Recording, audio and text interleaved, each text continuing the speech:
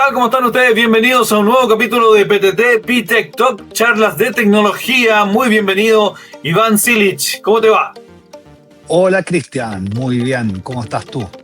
Bien, todo bien, por supuesto. Y hoy día bastante interesado en un tema que vamos a comenzar a desarrollar con nuestro invitado. Ya van a saber, por supuesto, con quién vamos a estar conversando hoy día, porque vamos a estar hablando de la computación cuántica, ¿verdad?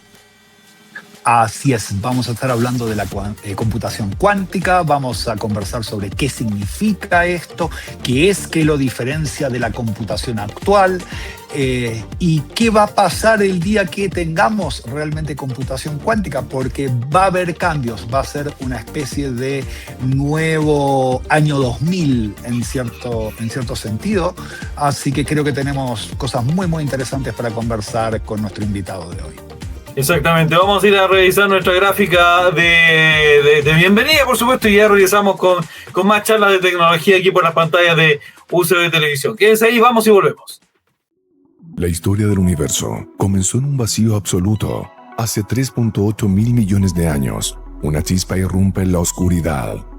El Big Bang, una explosión de energía que da origen al tiempo, al espacio y a todo lo que conocemos. En fracciones de segundo, el cosmos se expande.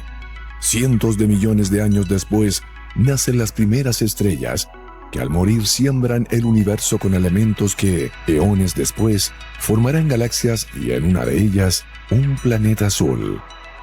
Hoy, vivimos una era de desarrollo vertiginoso. Todo lo que hemos creado, desde que el humano aparece hasta ahora, tiene como propósito último mejorar nuestras vidas y conectar nuestra humanidad. Porque solo así, en este ciclo continuo de creación, cumpliremos con la misión que comenzó hace tanto tiempo.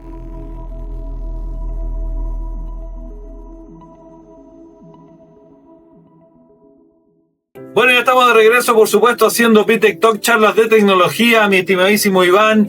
Y hoy día la verdad es que es un tema sumamente interesante, quizás un poquitito de futurología, pero no tan futurología, por supuesto. Y quiero cordialmente invitar a pasar a nuestro invitado al día de hoy. Ya está con nosotros Luis Montenegro. ¿Cómo te va, Luis? Bienvenido. Hola, ¿cómo están, muchachos? Muchas gracias. Aquí estamos, Luis. Te presento, por supuesto, a Iván.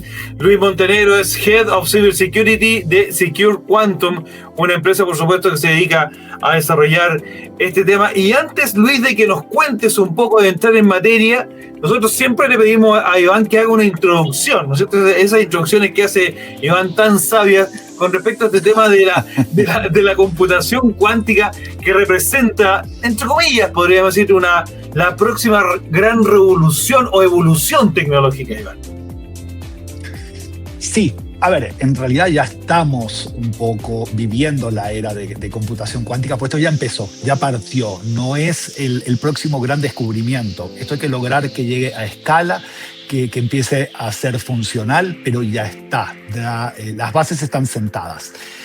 ¿Qué significa? Significa básicamente que vamos a poder procesar una cantidad de información que hoy es prácticamente inimaginable para la computación actual. La computación actual, basada en los chips y en los procesos que conocemos, no es capaz por varios órdenes de magnitud de procesar. Por más que aceleremos los chips, pongamos la cantidad de chips en paralelo que se nos ocurra, no vamos a llegar a lo que la computación cuántica promete. Y eso abre una serie de puertas a muchas ventajas y algunas cosas que podrían no ser tan ventajosas.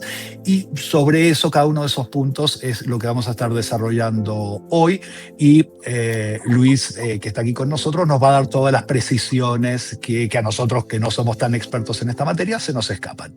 Sí, exactamente. Luis Montenegro, Maldonado elegido, no sé por qué lo confundí. Luis Montenegro, Head of Cybersecurity. Ahora sí, como para que entremos en materia de este tema, ¿no es cierto? Esta gran evolución tecnológica. ¿Qué es en el fondo, mi estimado Luis, o qué es realmente la computación cuántica? ¿Cómo lo explicamos? Sí, mira, la computación cuántica viene como a resolver no sé si resolver, pero es una nueva generación de computadores que en el fondo van a poder procesar una mayor cantidad de información en tiempos que hoy día son impensables con una computadora actual, por así decirlo.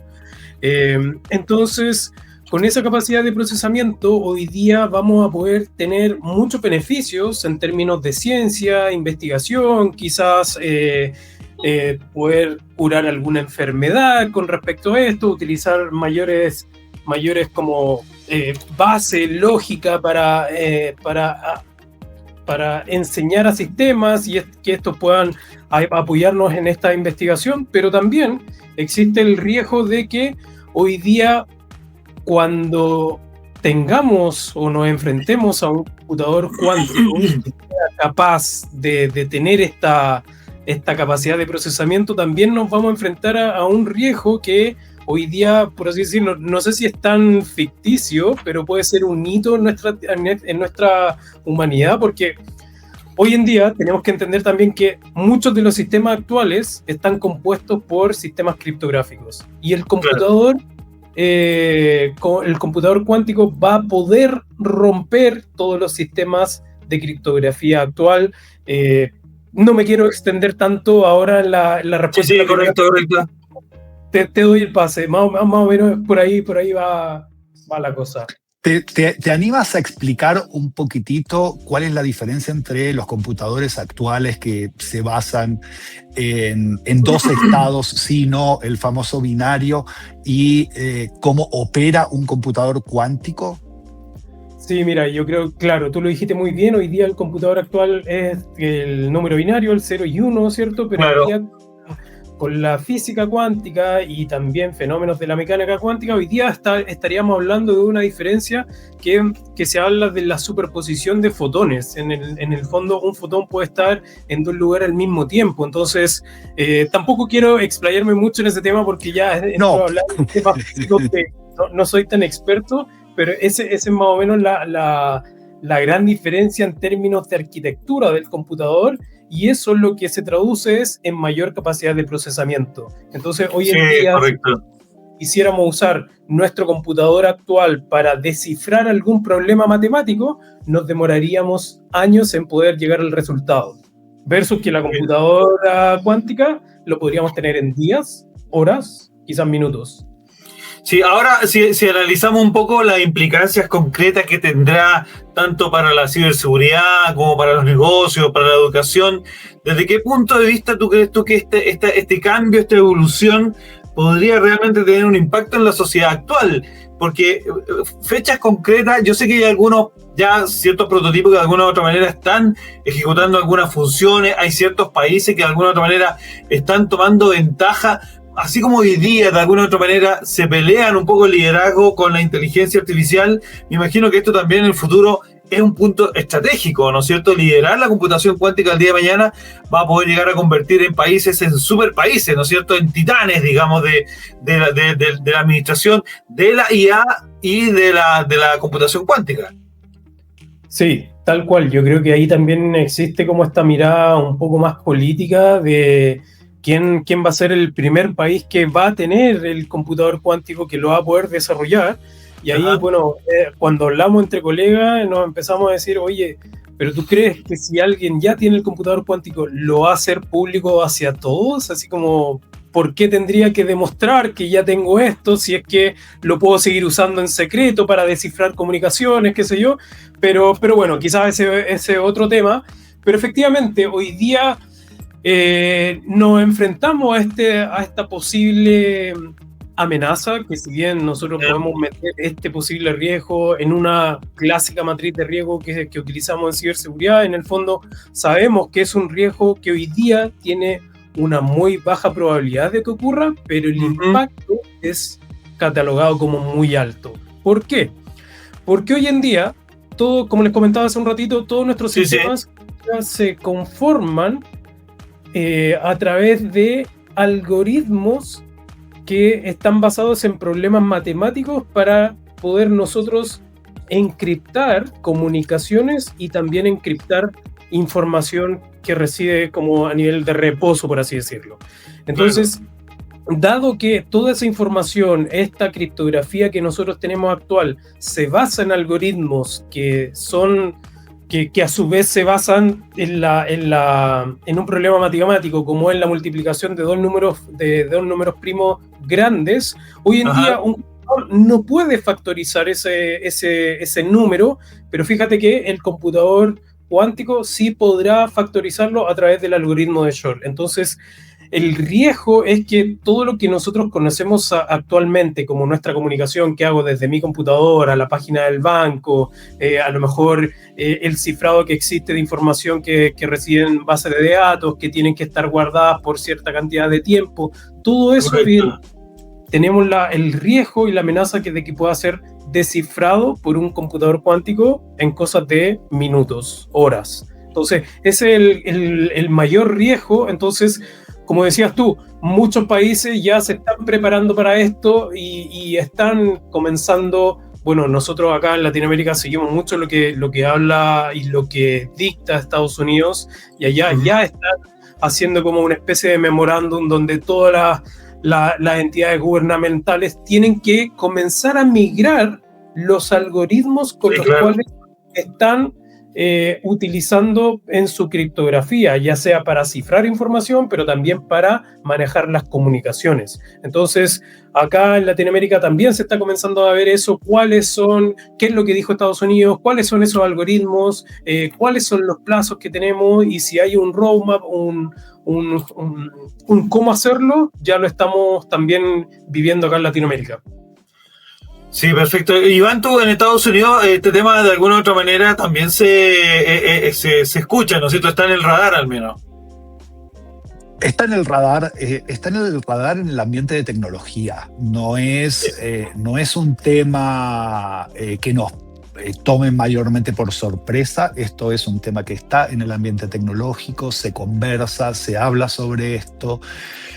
Con relativa frecuencia aparecen noticias sobre los distintos avances que se están haciendo en computación cuántica. Entonces estamos viendo que hay movimiento. Esto no es un santo grial en el sentido de fe estricta, no, esto es desarrollo real, ingeniería, ciencia.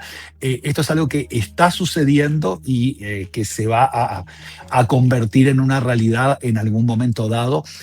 Como se dijo antes, si es que no es real hoy, cosa que tampoco podemos saber, los incentivos, claro. Si yo tuviera esto, los incentivos para decir que lo tengo son muy bajos. Esto es como, o sea, después de cuando se desarrolló la bomba atómica y creo que todos nos dimos cuenta que si tenemos un super arma, mejor lo manejamos callados y lo usamos cuando lo tengamos que usar, porque si no va a venir alguna agencia y nos va a regular. Entonces con la computación cuántica se me ocurre que pasa exactamente lo mismo, y sobre todo si fuera algún gobierno no muy alineado con los intereses de las mayorías más occidentales, yo lo guardaría bajo 7 llaves. Y estaría desencriptando sin contárselo a nadie. No tengo para qué hacer alardes si ya lo tengo. Y de la misma manera, si alguien estuviera haciendo mucho alarde sin mostrar pruebas concretas, me generaría dudas de si realmente lo tienen.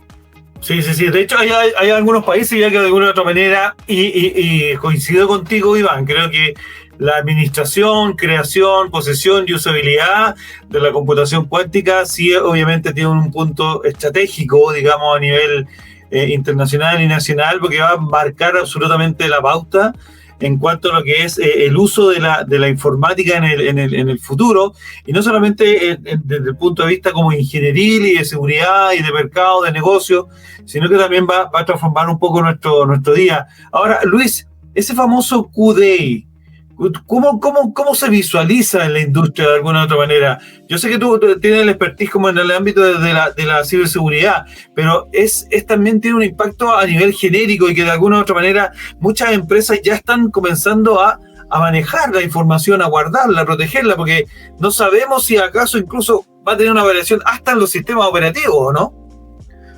Sí, mira, quiero hacer un énfasis también en lo que le decía Iván, que en el fondo también no se trata si esto va a pasar o no va a pasar, yo creo que se trata de cuándo va a pasar. ¿Cuándo va Y a el pasar? mensaje acá es comenzar a prepararnos.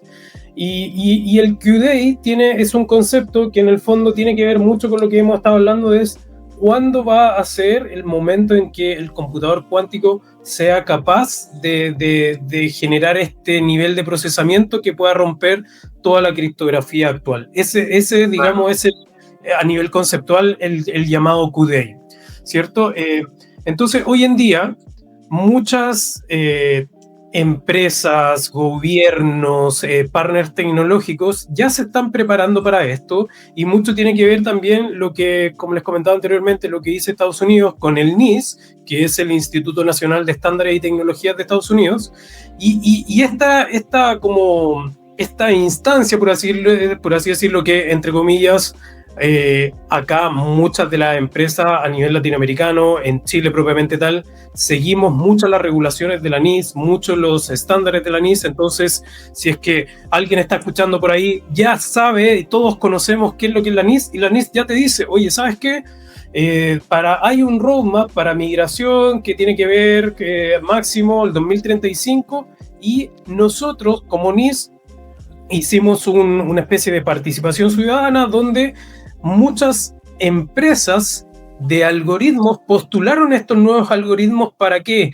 Para poder hacer contrapeso, por así decirlo, al computador cuántico. Entonces, hoy en día la NIST ya tiene publicado 3 algoritmos que son, por así decirlo, quantum safe, que son o que no son a un computador cuántico. Entonces, ahí ya se empieza a manejar todo un roadmap a nivel gubernamental, a nivel de empresarial también, y a nivel de todos los partners tecnológicos que existen hoy en día. ¿Por qué? Porque si tú me preguntas, a lo mejor las contraseñas que se generan en tu sistema operativo hoy en día funcionan en base a estas llaves que fueron creadas con este sistema matemático. El computador cuántico va a poder romper todo eso. Si es que nosotros tenemos una VPN hoy en día, estas clásicas VPN para conectarnos, qué sé yo, la gente que trabaja remoto, que se conecta a sus casas, esas VPN para hacer el intercambio, para hacer la autenticación, hoy día utilizan una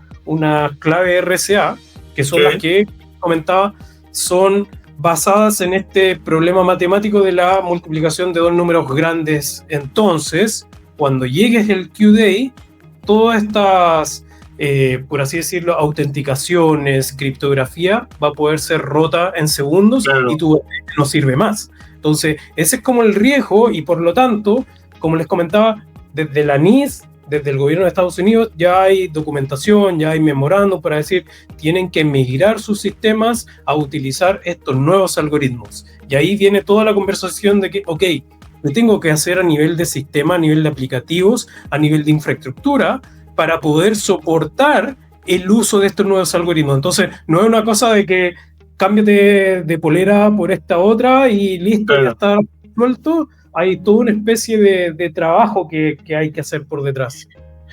Sí, Perdón, Iván, dale. Perdón, tengo un par de preguntas.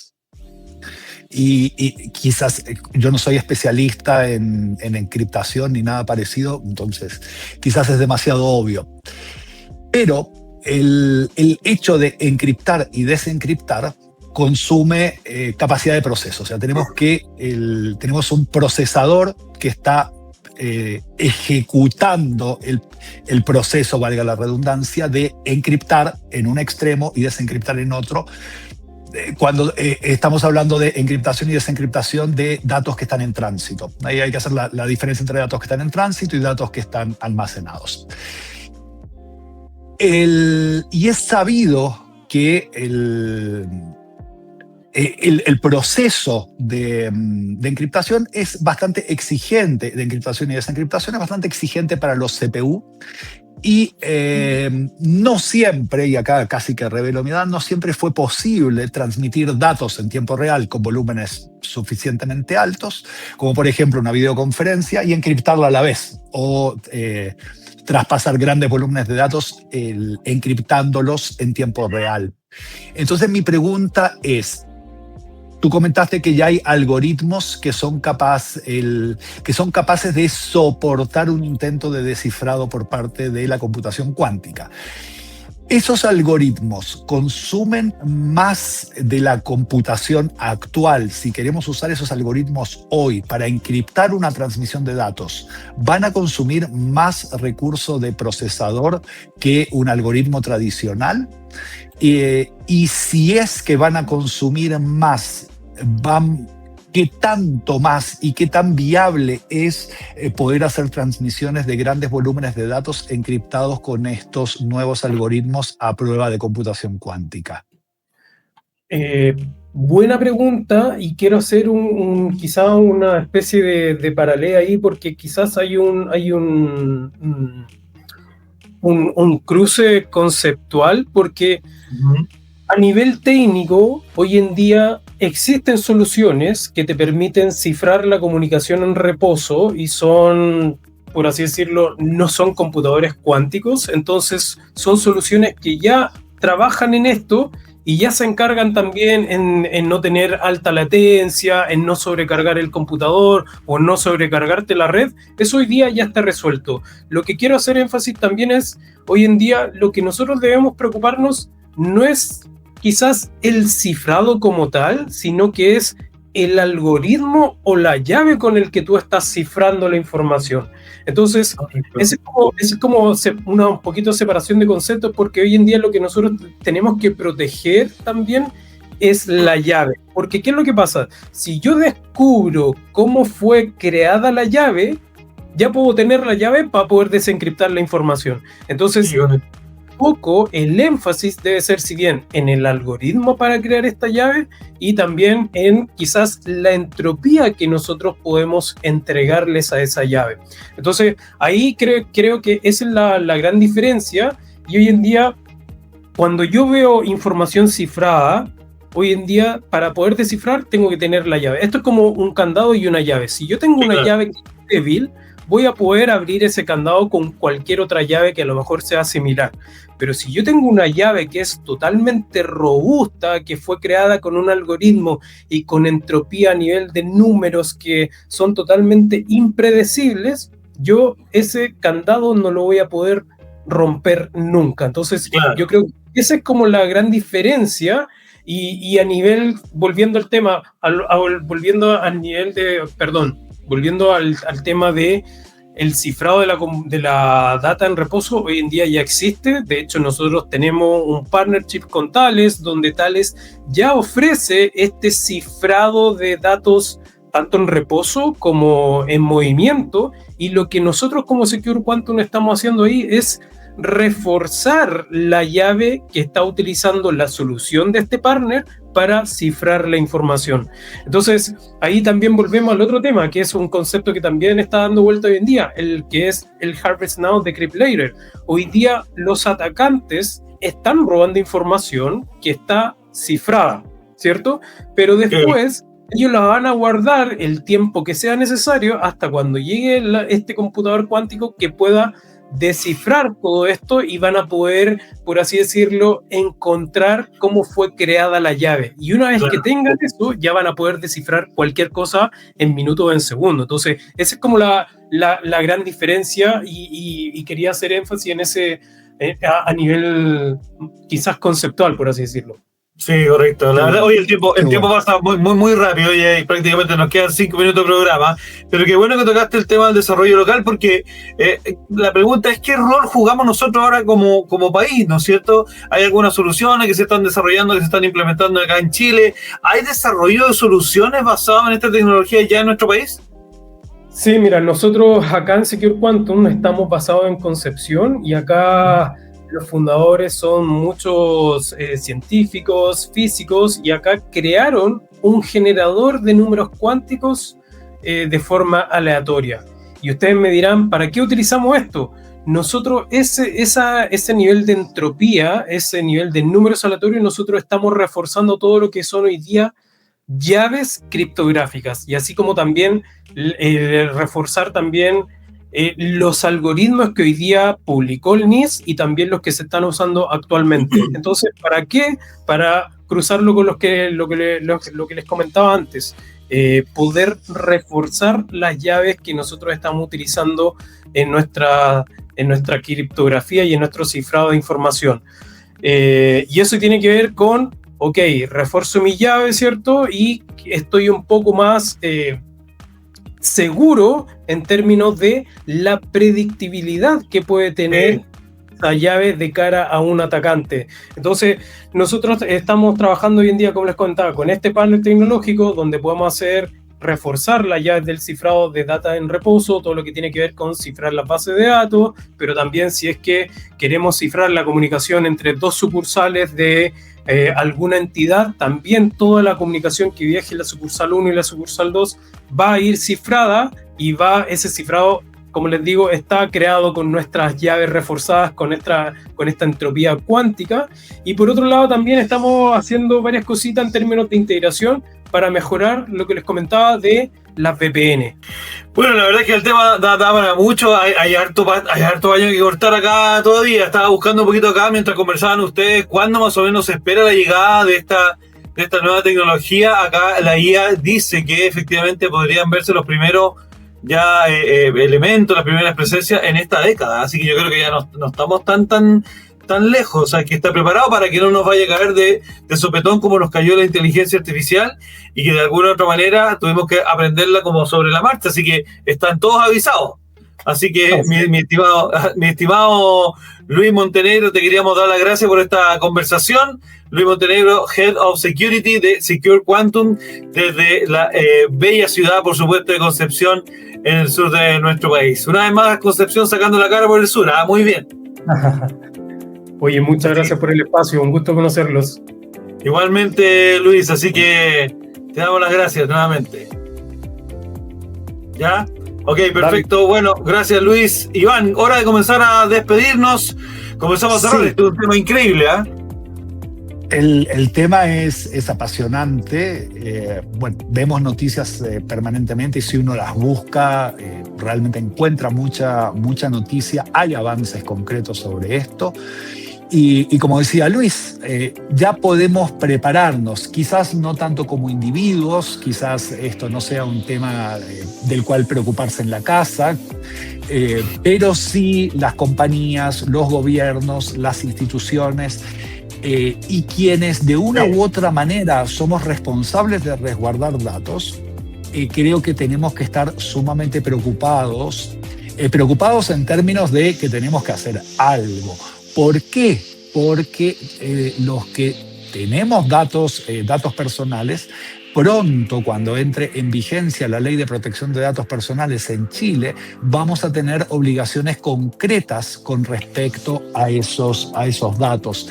Y parte de esas obligaciones es tomar todos los resguardos para que esos datos se mantengan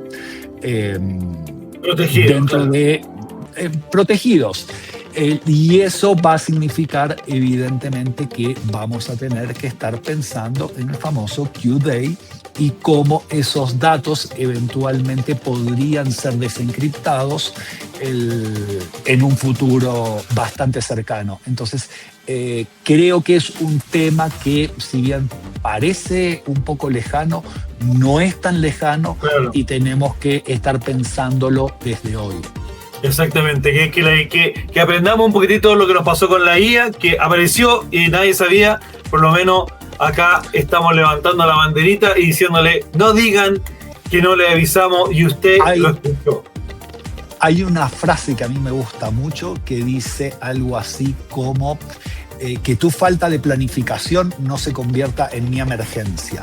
Entonces, los que tenemos que planificar sobre esto, por favor planifiquemos desde hoy para que cuando llegue el Q-Day, nuestra falta de planificación no sea la emergencia de alguien más. Seamos en ese sentido solidarios con nuestros prójimos. Exactamente. Usted lo escuchó y lo vio primero acá en Pitech Talk, charlas de tecnología. Iván, nos vamos. Un fuerte abrazo. Gracias por estar ahí siempre.